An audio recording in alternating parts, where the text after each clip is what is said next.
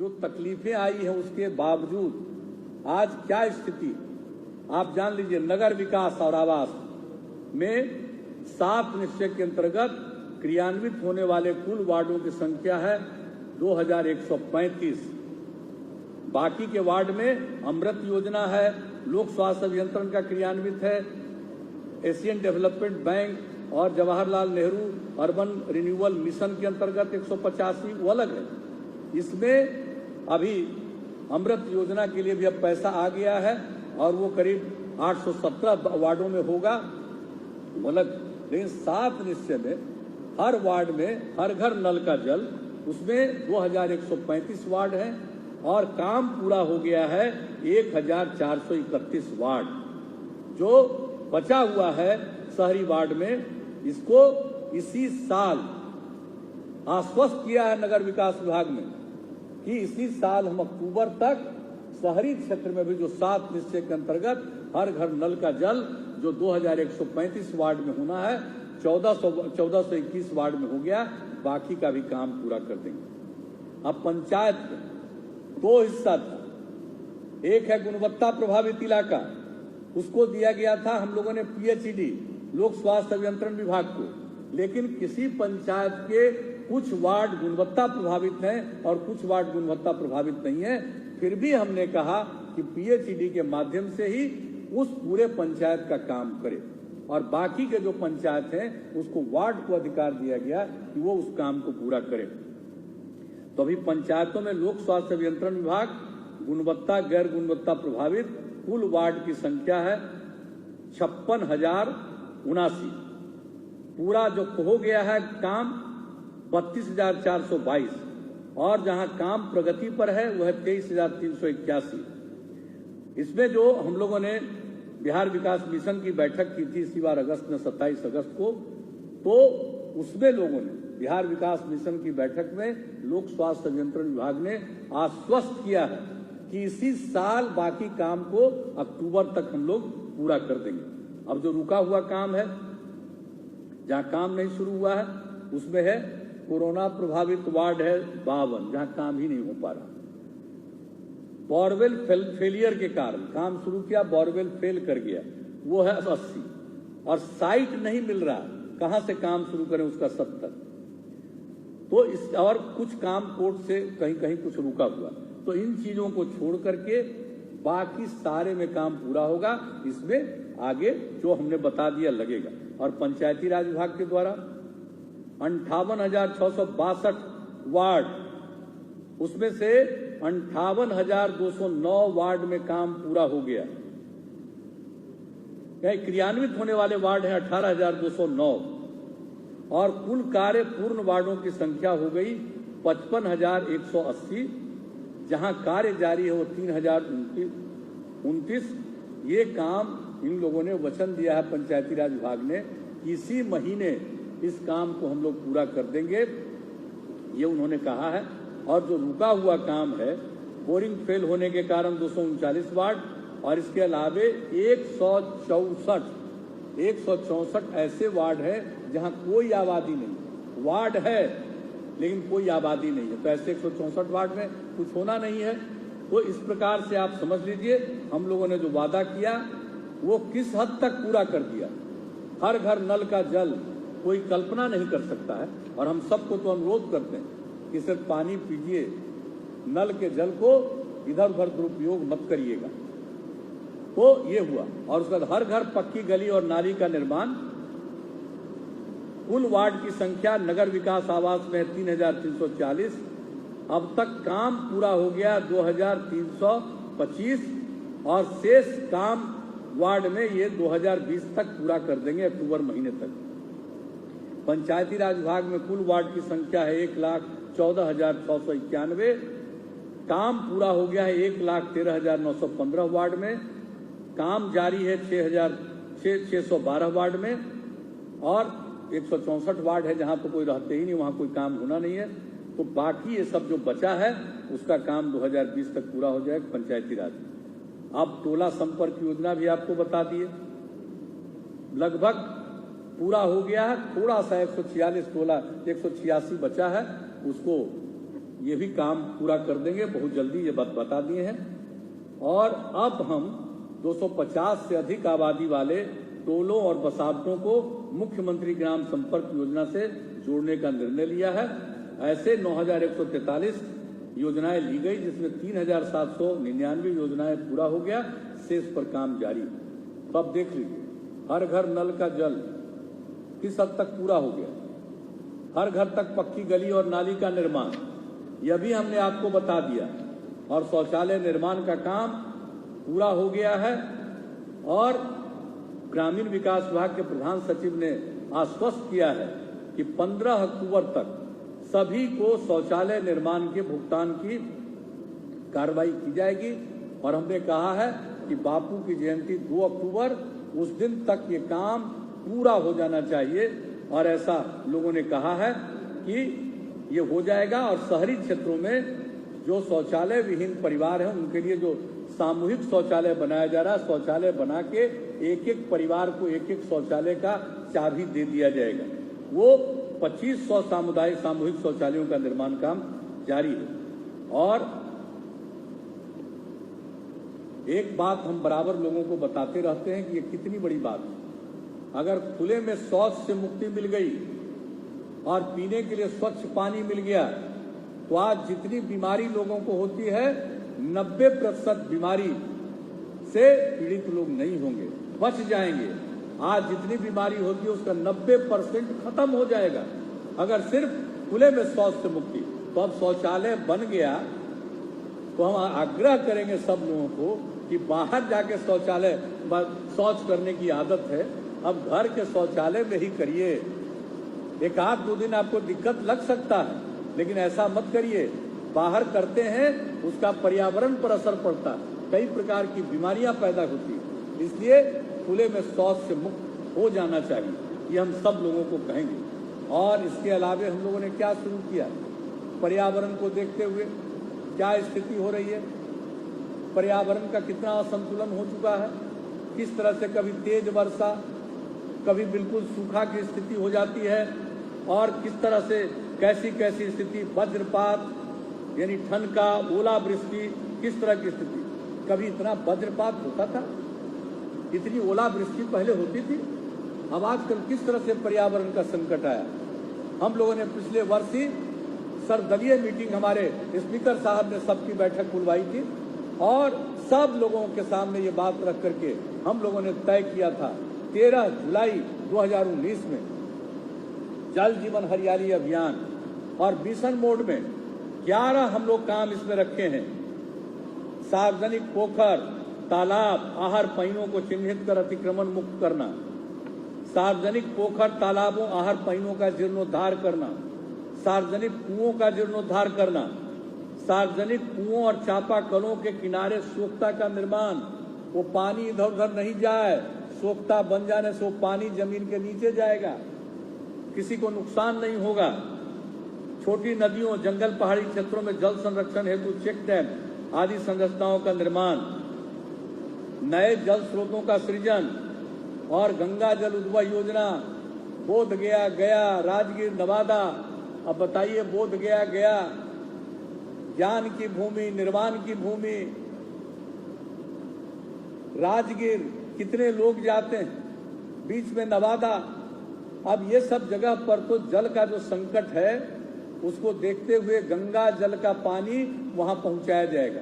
बरसात के दिनों में गंगा जल का पानी वहां 2-3 जगहों पर सुरक्षित रखा जाएगा, और पूरे साल प्रतिदिन अच्छी खासी मात्रा में लोगों को जलापूर्ति दी जाएगी। इस पर काम शुरू हो गया।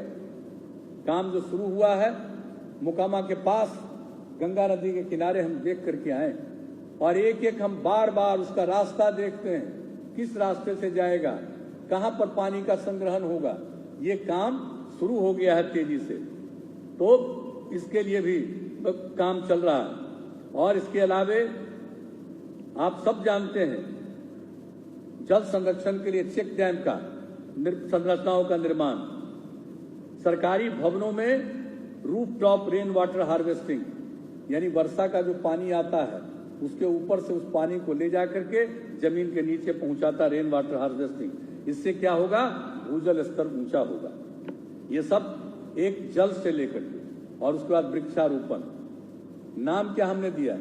जल डैश जीवन डैश हरियाली। यानी अगर जल और हरियाली है तो बीच में जीवन सुरक्षित है, इसलिए इसका नामकरण है जल जीवन हरियाली। तो जल के लिए ये काम, भूजल स्तर को कायम रखने के लिए, और दूसरा चीज उसके लिए हरियाली के लिए। तो हरियाली पर तो हम पहले ही से काम शुरू किए। झारखंड अलग हो गया था, यहाँ की क्या स्थिति थी? बहुत खराब स्थिति थी। तब से हम लोगों ने वृक्षारोपण का काम किया, मिशन मोड में हरियाली मिशन का काम शुरुआत किया, करीब करीब 20 करोड़ पौधारोपण किया, और अब हम लोगों ने इसको जल जीवन हरियाली अभियान के अंतर्गत एक कार्यक्रम रखा। और क्या लक्ष्य रखा था? इस साल हम लोग इसको करेंगे 9 अगस्त को, पृथ्वी दिवस हम लोग मनाते हैं बिहार में। 9 अगस्त तक 2,51,00,000 पौधे लगाए जाएंगे। और जान लीजिए 5 जून से शुरू किया गया, और इस रोज तक 9 अगस्त तक कितना पेड़ लग गया? 2,51,00,000 का लक्ष्य था, 3,47,00,000 वृक्षारोपण हुआ। तो ये हम लोगों का 8वां आइटम है, बड़े पैमाने पर वृक्षारोपण। मौसम अनुकूल कृषि जिसकी हमने चर्चा कर दी, और हर घर बिजली पहुंचा दी गई है। अब सौर ऊर्जा के उपयोग पर जोर है। और इसके अलावा 11वां है जल जीवन हरियाली अभियान, लगातार लोगों के बीच में। कल भी हम मीटिंग करने वाले हैं, हर जिले के साथ बैठ करके इस सिलसिले में, भूलना नहीं है। तो इसके लिए सबको जल की रक्षा, हरियाली की रक्षा हम लोगों को करनी है। जीवन की रक्षा के लिए मनुष्य हो, पशु पक्षी हो, जीव जंतु, सबकी रक्षा इससे होने वाली है। तो ये सब काम किया जा रहा है, और इस कार्य के लिए हम लोगों ने राशि निर्धारित कर दी है 24,524 करोड़ रुपया। तो जल जीवन हरियाली अभियान चला रहे हैं। और जल जीवन हरियाली अभियान के पक्ष में जो हम लोगों ने पूरे बिहार में दौरा किया, और उसके बाद रखा कि 19 जनवरी को मानव श्रृंखला बनेगी। तो कितनी बड़ी मानव श्रृंखला बनी? 5,16,00,000 से ज्यादा लोग मानव श्रृंखला में शामिल हुए। मैं लोगों को बधाई देता हूं, धन्यवाद देता हूं। और उसके अलावे उसको दूसरे रूप से देखिए तो 18,000 किलोमीटर से ज्यादा लंबी मानव श्रृंखला दुनिया में कहीं हुआ है? आप बताइए, जल जीवन हरियाली के लिए। और उसके साथ नशा मुक्ति, दहेज प्रथा और बाल विवाह के खिलाफ। तो ये सब कितने बड़े पैमाने पर समाज सुधार के लिए, पर्यावरण के संरक्षण के लिए हम लोगों ने काम किया है। लोग किसी को कोई ज्ञान नहीं है, वो कहता है क्या करते हैं, जरा देख लीजिए क्या करते हैं। और जो जल जीवन हरियाली अभियान के सिलसिले में हम लोगों के बीच में गए हैं, जितनी बड़ी संख्या में लोगों को हमने देखा है, भागीदारी, बात सुनने के लिए, हमने उतनी बड़ी संख्या में लोगों को नहीं देखा। इतनी बड़ी संख्या में लोग, इतनी जागृति आ रही है, तो लोगों की जागृति को लोग समझ नहीं रहे। क्या इतना बड़ा काम हुआ, इसका प्रचार हुआ है बिहार को छोड़ करके बाहर में? आप जरा बताइए, अगर कहीं दूसरी जगह इस तरह का काम हो, उसका कितना बड़ा प्रचार होता। कुछ लोगों को भाई कितना भी काम हम लोग करें, नफरत है। शराबबंदी लागू किया, बहुत तरह का कुछ लोगों को नफरत है। तो कई प्रकार से लोगों को परेशानी होती है। लेकिन हम लोग तो काम करते रहेंगे, और समाज सुधार के लिए भी करेंगे, पर्यावरण के संरक्षण के लिए भी करेंगे। तो ये सब काम हम लोग कर रहे हैं। और आप जान लीजिए कि जल जीवन हरियाली अभियान के अंतर्गत हम एक जानकारी आप सब लोगों को दे देना चाहते हैं कि सिर्फ अभियान नहीं, मिशन मोड में काम हो रहा है। अब जान लीजिए 14,171 जल स्रोतों जैसे तालाब, पोखर, आहर, पईन आदि को अतिक्रमण मुक्त कराया गया। 14,171 जल स्रोतों को, तालाब, पोखर, आहर, पईन को अतिक्रमण मुक्त करा दिया गया। 5 एकड़ से बड़े 824 तालाब, 5 एकड़ तक 5,399 तालाब, 11,712 आहर, पईन का जीर्णोद्धार कराया गया। 10 अगस्त 2020 को जल जीवन हरियाली अभियान के अंतर्गत लघु जल संसाधन विभाग के के द्वारा जो काम किया उसकी योजनाओं का हमने उद्घाटन किया। 1093 योजनाओं का काम पूर्ण हुआ, जिसमें 708 तालाब पोखर, 366 आहर पईन, 18 चेक डैम, 1 उद्भव सिंचाई योजना। इसके अलावा 8414 सार्वजनिक कुओं का जीर्णोद्धार किया गया है। कुओं के पास 6162 तथा चापाकल के पास 1,40,189 सोख्ता का निर्माण कराया गया। जल संरक्षण हेतु ग्रामीण विकास विभाग द्वारा 1890, लघु जल संसाधन विभाग द्वारा 18 तथा जंगल पहाड़ी क्षेत्रों में वन विभाग के द्वारा 4470 चेक डैम आदि संरचनाओं का निर्माण कराया गया।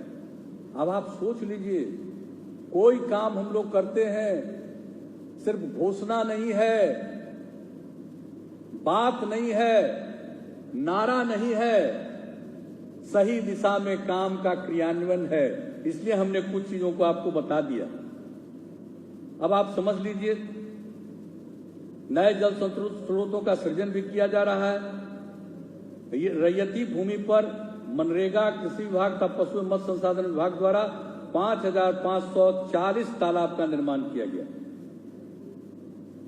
तो गंगा जल उद्भव योजना के बारे में हम आपको बता चुके हैं। और आप जान लीजिए, ये जो रेन वाटर हार्वेस्टिंग की बात हमने की, सरकारी भवन के छत पर जो पानी है उसको नीचे तक लाने के लिए, जमीन के नीचे, वो जो हम लोगों ने काम शुरू किया, छत वर्षा जल संचरण संरचनाओं का निर्माण 2821 सरकारी भवनों पर रेन वाटर हार्वेस्टिंग का काम पूरा किया गया। और पौधारोपण का काम हम आपको बता दिए कि 3,47,00,000 हो गया है।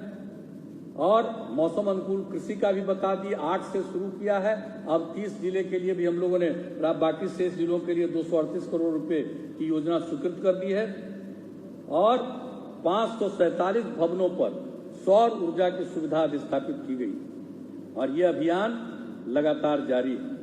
तो जल जीवन हरियाली अभियान का भी काम हम लोगों ने ये जो किया है, इस बात को जान लेना चाहिए। केंद्र सरकार ने भी बिहार के लिए, हम लोग तो अपना काम कर रहे हैं, केंद्र ने भी बिहार के लिए कई योजनाएं चलाई है। प्रधानमंत्री उज्ज्वला योजना, जो भी हम लोगों ने बता दिया, एलपीजी कनेक्शन, उसके बारे में 80 लाख परिवारों को जो हमने कहा कि उसके लिए 3 महीने तक लोग उसको दे रहे हैं मुफ्त में गैस सिलेंडर। आयुष्मान भारत में लोगों के इलाज के लिए सरकार की तरफ से पैसा देना, जिसकी सीमा है 5 लाख रुपए तक एक साल में एक परिवार को देना। बिहार के 1,08,00,000 परिवार निबंधित किए जा चुके हैं। और फिर पीएम किसान योजना, इसके अंतर्गत हर किसान को, जो 2 हेक्टेयर तक वाले किसान हैं, उनको जो 6,000 रुपया 3 किस्त में देने का हर एक 4 महीने पर प्रावधान है। अब तक औसतन 6 किस्तें दी जा चुकी है। बिहार के 72,29,000 लाभार्थियों को 5,881 करोड़ की राशि का भी भुगतान किया गया। तो अब बताइए, राज्य की तरफ से भी काम, केंद्र की तरफ से भी काम, और पुल, सड़क और पुल आदि के क्षेत्र में जो हम बराबर बताते हैं 50,000 करोड़ रुपए की योजना, तो ये सब काम हो रहा है। तो हम लोगों का मकसद क्या है? हम लोगों का मकसद है विकास, न्याय के साथ विकास। और ये सब पूरा का पूरा काम कर रहे हैं। और 15 साल का लोगों ने मौका दिया, और इस बीच में कहां से कहां पहुंचाए हैं बता दीजिए। और नई पीढ़ी के लोगों को एक एक बात की जानकारी देना बहुत जरूरी है, लोगों को बताना चाहिए। अब आप जान लीजिए, कुछ लोग तो बोलते रहते हैं आजकल नियुक्ति का भी बात। एक रोज देखा कि अखबार में क्या है भाई नियुक्ति का, 2090 से 2005 की अवधि में, जिसमें 10 साल झारखंड बिहार एक था, 10 साल, अब 5 साल बिहार अलग हुआ, उसको मिला करके इन लोगों के राज में क्या हुआ, कितने लोगों को कुल मिला करके नौकरी मिली? 95,734। 95,734। शिक्षक का 33,499, सिपाही, अवर निरीक्षक, पुलिस उपाधीक्षक, अन्य वर्दीधार पदों पर नियुक्तियां 9,198। और विभिन्न आयोगों के माध्यम से अन्य सेवा में नियुक्तियां 53,037, यानी कुल मिलाकर के 95,734 15 साल में, जिसमें 10 साल झारखंड भी शामिल था। ये हुआ है।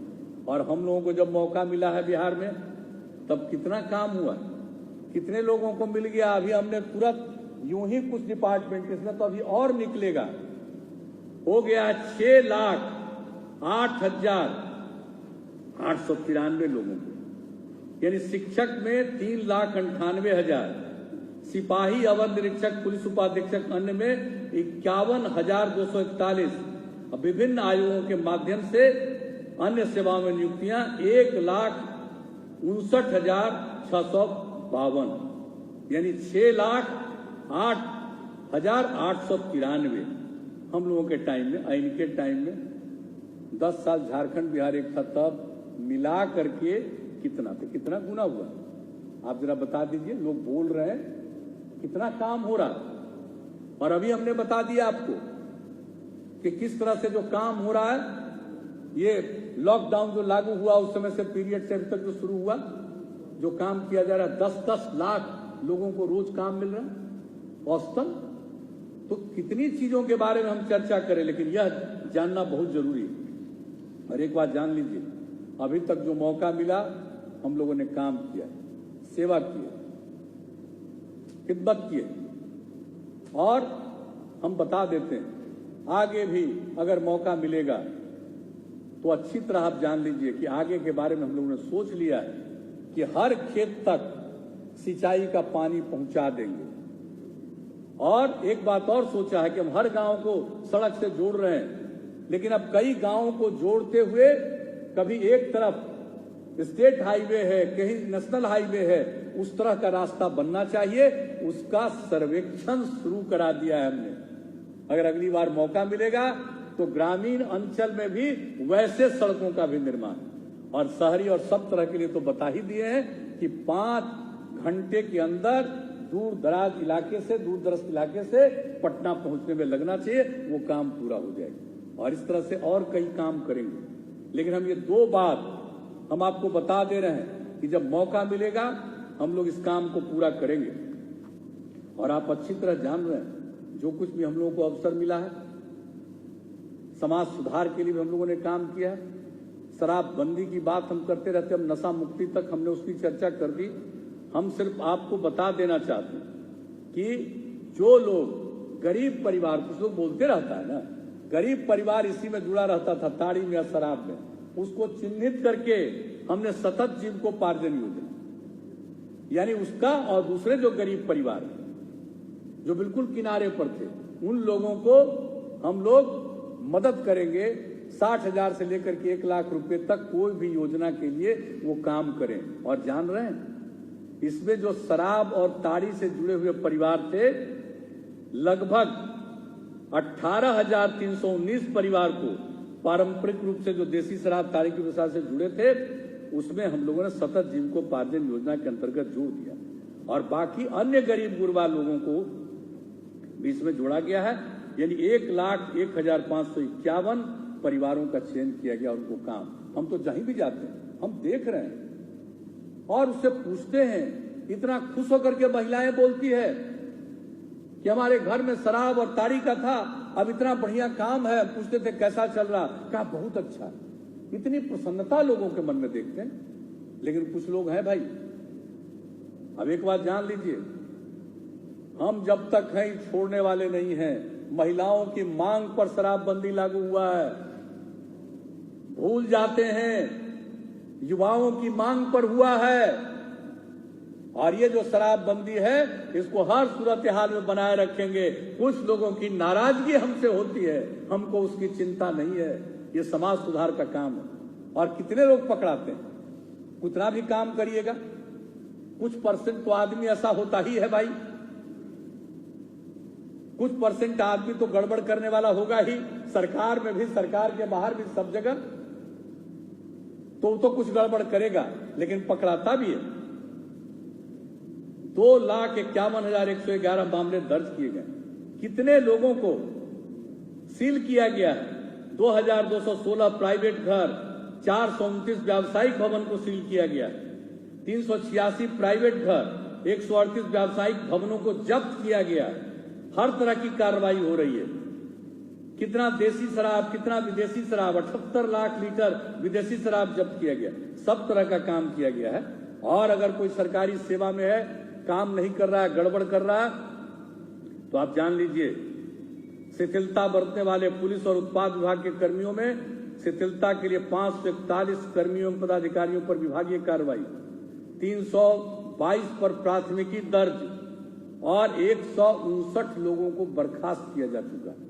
ये सब चीज हम लोग छोड़ने वाले नहीं। हमने तो कह दिया कि भाई प्रतिदिन बैठ करके इससे रिलेटेड सब लोग देखिए कहां क्या है और सब तरह की कार्रवाई करिए। तो ये सब काम हम लोग कर रहे हैं। और शराब के बारे में तो हम बराबर बताते हैं, बहुत बुरी चीज है। वर्ल्ड हेल्थ ऑर्गेनाइजेशन, विश्व स्वास्थ्य संगठन ने 2018 में प्रकाशित किया था कि कितनी बुरी चीज है, कितनी बीमारियां इससे फैलती है।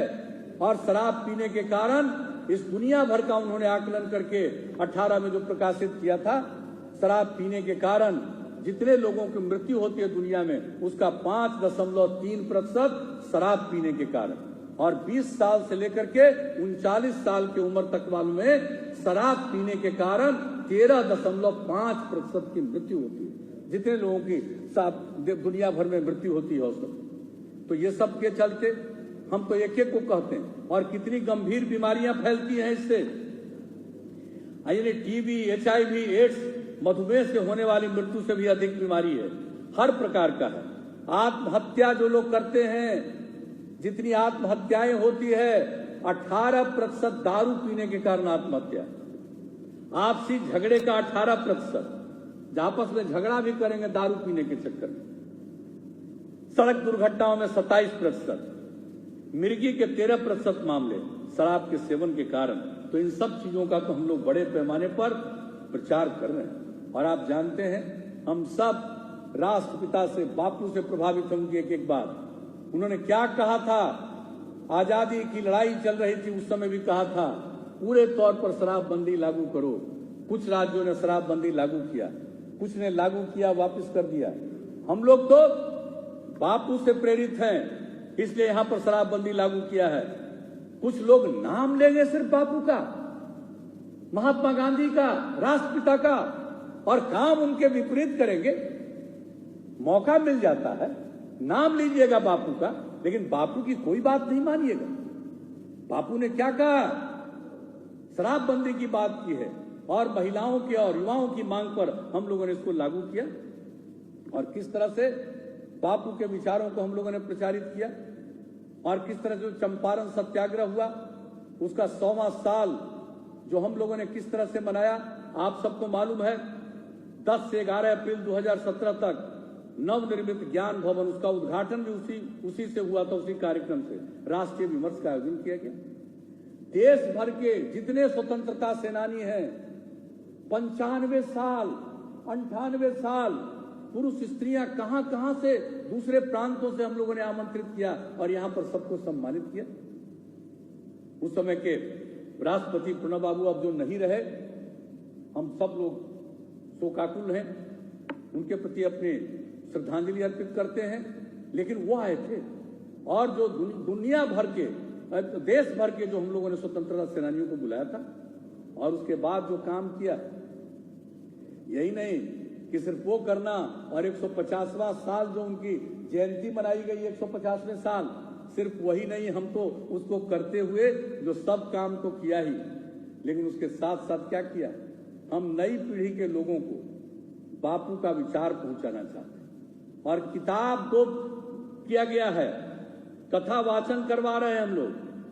जयप्रकाश जयंती जी के, जयप्रकाश लोकनायक जयप्रकाश जयंती के अवसर पर 11 अक्टूबर 2017 को हमने इसकी शुरुआत की थी। गांधी कथा का वाचन किया था बच्चों के बीच में। अब 2 किताब हुआ है, बापू की पाती, इसको 3रे क्लास से 8वें क्लास के बच्चों के बीच में, और एक था मोहन, 9वें क्लास से लेकर के 12वें क्लास के बच्चों के बीच पढ़ाया जाता है। हर दिन सुनाया जाता है बापू का क्या विचार है, बापू ने क्या कहा था, मेरा जीवन ही मेरा संदेश है। तो उनकी बातों को नई पीढ़ी को हम लोग सुनवा रहे हैं और मेरा पूरा भरोसा है कि अगर बापू की बात को 10 से 15% भी नई पीढ़ी के लोगों ने स्वीकार कर लिया, मान लिया, तो देश बदल जाएगा, समाज बदल जाएगा, किसी तरह का संकट नहीं आएगा, कोई गड़बड़ नहीं कर पाएगा। लेकिन आजकल तो लोग अपने को बहुत लोग क्या नहीं कहते हैं और किस तरह का धंधा करते रहते हैं। बापू ने क्या कहा था? 7 सामाजिक पाप हम हर स्कूल, हर सरकारी संस्थान, सब जगह पर हम इसको पहुंचा करके वहां पर लिखवाया है। क्या कहा था 7 सामाजिक का बापू ने? सिद्धांत के बिना राजनीति, राजनीति करते हो सिद्धांत से कोई मतलब नहीं है, धन से मतलब है, सिद्धांत से नहीं। बहुत लोगों को राजनीति में धन से मतलब है, हम लोगों को सिद्धांत से मतलब। तो सिद्धांत के बिना राजनीति, बापू ने कहा था सामाजिक पाप, 7 सामाजिक पाप। पहला है सिद्धांत के बिना राजनीति, काम के बिना धन, बिना मेहनत किए, बिना काम किए धन पैदा करना। बहुत लोग तो बिना काम किए, अभी हमारे ललन बाबू कुछ बता रहे थे, जरा बताइए कहां से धन आया भाई, कहां से धन आया? केस वगैरह चलता है, साथ थे, हमने कहा एक्सप्लेन कर दीजिए, एक्सप्लेन करने की स्थिति में नहीं थे, हम हट गए, किनारे आ गए। जो भी बोलना है बोलिए, हमें किसी बात की चिंता नहीं है, हमको किसी की परवाह नहीं है। लेकिन काम के बिना धन बापू के मुताबिक सामाजिक पाप है, 7 सामाजिक पाप का हिस्सा। सिद्धांत के बिना राजनीति, काम के बिना धन, विवेक के बिना सुख, विवेक नहीं है तो सुख क्या है?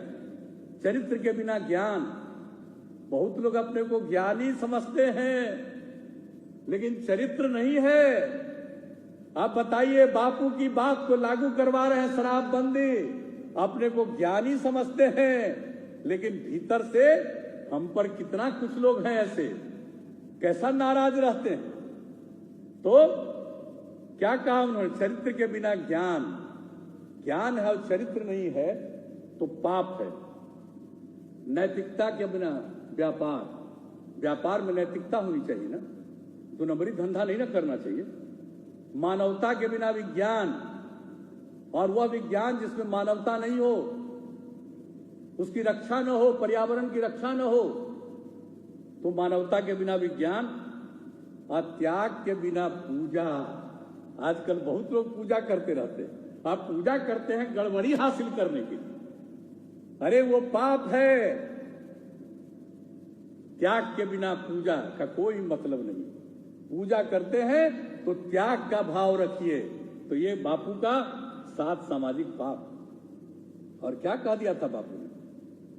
ये जो पृथ्वी है सबकी जरूरत को पूरा करेगी लेकिन लालच को पूरा नहीं कर सकेगी। तो इस बात को याद रखिए, पृथ्वी को रखना है तो लालच पर मत जाइए, जरूरत के हिसाब से चलिए, समाज सुधार के बारे में सोचिए। और बापू ने जो 7 सामाजिक पाप कहा है, हम यही चाहते हैं। और बापू का जो विचार है, उनका जीवन ही उनका संदेश है, नई पीढ़ी के लोगों को हम तक इसको पहुंचा रहे हैं। तो ये होगा, लोग इसको समझेंगे, लोग इसको अपनाएंगे तो जरूर समाज आगे बढ़ेगा और पर्यावरण का ही रक्षा होगा। और बापू ने जो कहा, क्या कहा?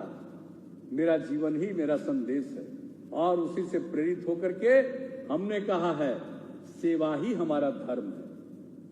मेरा धर्म है, आपने मौका दिया है, आपकी सेवा करना ही मेरा धर्म है।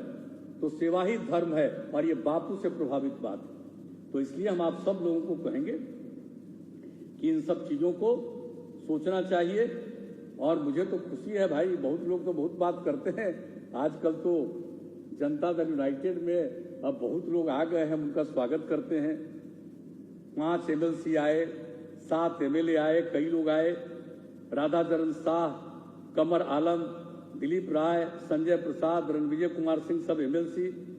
और MLA में महेश्वर यादव जी, श्रीमती प्रेमा चौधरी जी, कौन है प्रेमा चौधरी जी? महादलित। चंद्रिका राय जी, कौन है चंद्रिका राय जी?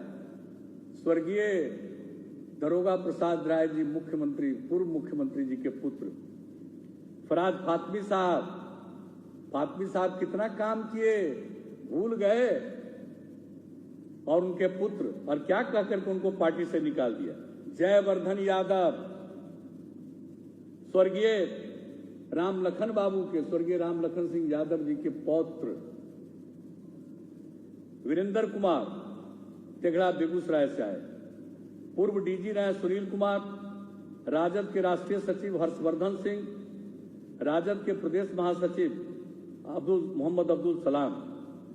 मैं सब लोगों का स्वागत करता हूं और मैं जरा जानना चाहता हूं कि भाई क्या व्यवहार हुआ है। स्वर्गीय दरोगा प्रसाद राय जी के पुत्र हैं चंद्रिका राय जी, और इनकी पुत्री, क्या हुआ है ऐश्वर्या राय के साथ व्यवहार? कितनी पढ़ी लिखी है? लोग शिक्षा पर बात करते हैं और पढ़े लिखे लोगों के साथ क्या व्यवहार हुआ, ये परिवार का मामला है, मैं कुछ कहना नहीं चाहता हूं, लेकिन कितना दुखद है। एक पढ़ी लिखी लड़की के साथ क्या हुआ, और कौन है, कौन है? आप जरा बता लीजिए किनकी पौत्री है? आप जरा कल्पना कर दीजिए, दरोगा बाबू की पौत्री। और राम लखन बाबू का पौत्र जो जयवर्धन है, क्या इन लोगों के साथ किया भाई? भूल गए?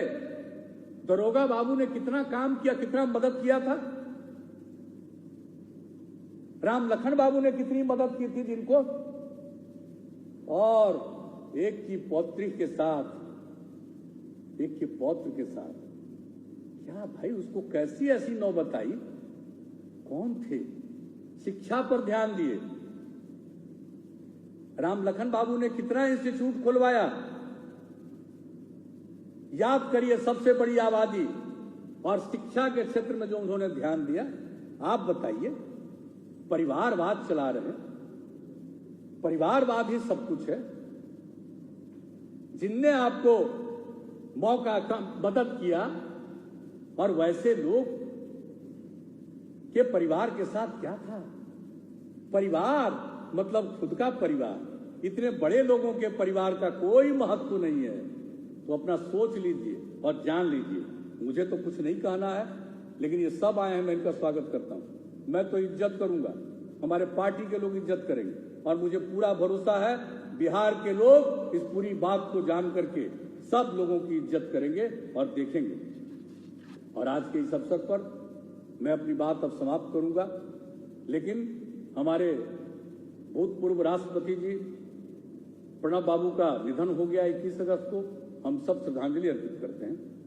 और आप जरा समझ लीजिए, यहां चर्चा हुई अभिनेता सुशांत जी, स्वर्गीय सुशांत जी, उनकी मृत्यु से सिर्फ परिवार नहीं और सिर्फ बिहार नहीं, हमने देखा पूरे देश में कितनी बड़ी संख्या में लोग इससे प्रभावित हुए। और किस तरह की बात हुई, जो जांच करना चाहिए था वहां जांच नहीं हो रहा था। उनके पिताजी ने पटना में केस दर्ज किया, तत्काल जांच की कार्रवाई शुरू हुई और उनकी सहमति से सीबीआई को इसको रेफर किया गया 4 अगस्त को, और 5 अगस्त को सीबीआई ने स्वीकार किया। उसकी जांच चल रही है। मुझे पूरा भरोसा है सीबीआई की जांच से सब बात सामने आएगा और न्याय मिलेगा, हमको ये पूरा भरोसा है। तो जो सुशांत जी के साथ जो कुछ भी हुआ है, सिर्फ एक परिवार की बात नहीं, बल्कि हमको पूरा भरोसा है और उनके प्रति लगाव करोड़ों लोगों का, इतनी बड़ी संख्या में लोगों का। इसलिए हम लोगों को जब भी जो जांच करने की कार्रवाई शुरू करने का मौका मिला और सीबीआई को इसको भेजने का मौका मिला, अब तो सुप्रीम कोर्ट ने भी कह दिया, तो अब न्याय जरूर मिलेगा, इतना हमको पूरा का पूरा भरोसा है। और हमें इसको, हम उनके प्रति भी अपनी श्रद्धांजलि देते हैं और हमको भरोसा है कि सबको इस बात के लिए न्याय मिलने से संतोष का भाव मन में पैदा होगा। अब एक दुख की बात और है, कोरोना से भी बहुत लोगों की मृत्यु हुई। एक एमएलसी साहब जो भारतीय जनता पार्टी के हैं, सुनील बाबू, सुनील कुमार सिंह जी, उनकी मृत्यु हो गई, विधान पार्षद थे। और पूर्व एमएलसी रविंद्र कुमार तांती की मृत्यु हो गई। जो सुनील कुमार गुप्ता और मुन्ना जनता दल यू के गोविंदपुर फतुहा की उनकी मृत्यु हो गई। और जो हमारे जो रणविजय सिंह जी हैं पूर्व विधायक, उनकी पत्नी शशि देवी जी की मृत्यु हो गई कोरोना से। खुर्शीद उर्फ फिरोज आलम साहब हैं जो हमारे मंत्री हैं, उनकी पत्नी स्वर्गीय बिबुन निशा जी की मृत्यु हो गई। और इरशादुल्ला साहब हैं सुन्नी वक्फ बोर्ड के अध्यक्ष, उनकी पत्नी स्वर्गीय इमराना जरीन की मृत्यु हो गई। सबकी मृत्यु पर हम गहरा शोक प्रकट करते हैं, अपनी संवेदना प्रकट करते हैं। और हमारे पार्टी के सब लोग इससे जुड़े हैं। तो हमारे पार्टी के कुछ कार्यकर्ताओं की हत्या हो गई थी। स्वर्गीय कन्हैया कौशिक जो छात्र जदयू के उपाध्यक्ष थे, रहने वाले मधुबनी के, यहाँ अभियुक्ति की गिरफ्तारी हुई है। स्वर्गीय अशोक कुमार प्रखंड अध्यक्ष गम्हरिया मधेपुरा, हत्या के सभी 6 आरोपी गिरफ्तार हुए हैं। स्वर्गीय सुनील कुमार सिन्हा पंचायत अध्यक्ष बनमौली पूर्णिया के, हत्या 2 अभियुक्त की गिरफ्तारी हुई है। और एक स्वर्गीय साहेब यादव जिला सचिव भोजपुर, तो जगदीशपुर भोजपुर के रहने वाले, हत्या हुई इनकी, 1 अभियुक्त की गिरफ्तारी भी हुई है। इस पर जो भी जो काम है इसमें जांच वगैरह की पुलिस अपनी जांच कर रही है, जरूर कार्रवाई होगी। लेकिन मुझे दुख है कि हमारे इन साथियों की हत्या हुई। अब इसके बाद मृत्यु भी हमारे कई साथियों की हुई है। एक हैं कृष्णाकांत जी रहुई के रहने वाले नालंदा के, अभी हाल ही में हुआ स्वर्गीय इंजीनियर राधा कृष्ण जी की, डेहरी के रहने वाले थे, पहले प्रदेश महासचिव थे, कैंसर से उनकी मृत्यु हो गई। विधानसभा प्रभारी हरनौत के बाढ़ के रहने वाले प्रसन्न सिंह जी, उनकी मृत्यु हो गई। राजेंद्र खेमका प्रदेश सचिव व्यावसायिक प्रकोष्ठ के, उनकी मृत्यु हो गई। प्रदेश उपाध्यक्ष व्यावसायिक प्रकोष्ठ प्रदीप शाह जी की, उनकी मृत्यु हो गई बीमारी से। शिवहर के जिला महासचिव जनार्दन प्रसाद जी, उनकी मृत्यु हो गई। व्यावसायिक प्रकोष्ठ के संयोजक गोपालगंज के स्वर्गीय रामगोपाल शर्मा जी की मृत्यु हो गई। लक्ष्मीपुर के प्रखंड उपाध्यक्ष झाझा जमुई के लेखा रविदास जी की, उनकी मृत्यु हो गई सड़क दुर्घटना से। और मोहम्मद इजाज अहमद प्रखंड अध्यक्ष मीडिया सेल जोकी हाट अररिया के, दुर्घटना में इनका ब्रेन हेमरेज हो गया। और उसके अलावे एक और दुर्घटना से राजेश कुमार महतो जी बूथ सचिव मुबारकपुर बाढ़ के, उनकी दुर्घटना से मृत्यु हो गई। और एक बीमारी से रविंद्र मिस्त्री जी मुखिया प्रखंड कार्यकारिणी सदस्य सकसोहरा बेलसी बाढ़ के, उनकी मृत्यु हो गई। सबके मृत्यु पर हम अपना शोक प्रकट करते हैं और सबको उनके प्रति श्रद्धांजलि अर्पित करते हैं। और आप सब लोगों ने हम लोगों की जो बात सुनी है, मैं इसके लिए धन्यवाद देता हूं। और एक ही आग्रह मैं आप सब लोगों से करूंगा कि भाई जो कुछ भी है ये सब का सब लोगों को इस बात को अपने मन में लेना, आपके इलाके में जो काम हुआ उन सब चीजों को देखना, और उसके बाद नई पीढ़ी तक और एक एक जगह जाकर के अपनी बात कहिए। चुनाव होगा, जिस प्रकार से भी चुनाव होगा, ये तो चुनाव आयोग का काम है, हम लोग करेंगे। समय पर ही चुनाव हो, ये हम लोग भी चाहते हैं और ये चुनाव हो। लेकिन चुनाव में हम लोगों के बीच में जाएंगे और आप सब लोगों से यह अपील करेंगे कि लोगों के बीच में काम की बात करिए। और जो दूसरे लोग हैं, जो क्या ये लोग काम करते हैं और क्या बात ये लोग बताते रहते हैं, सब लोगों के बारे में, जो सारे चीजों के बारे में, जिनके चीजों को जो बात कहना चाहिए, वो उन बातों के बारे में ही लोगों के बीच में कहना चाहिए। और अभी तो पता चला है, हम तो चल रहे थे आज यहाँ के लिए, तो एक बयान शायद आया है। अब बयान, अब पता जेल से क्या कोई बयान देगा, लेकिन जो भी होता है आदमी रहता होगा जो